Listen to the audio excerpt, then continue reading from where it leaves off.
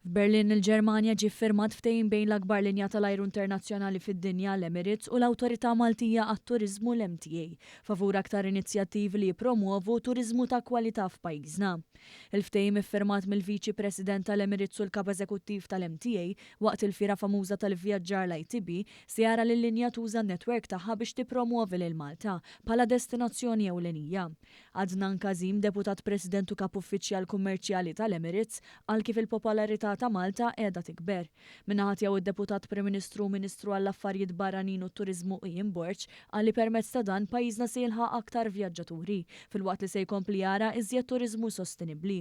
Il-Kap Eżekuttiv tal-MTA Carlo Micallef ukoll tenna kif din is-sħubija tirrappreżenta l-missjoni li pajjiżna jkompli jimmira l fuq biex ikun destinazzjoni ewlenija għal turiżmu ta' kwalità.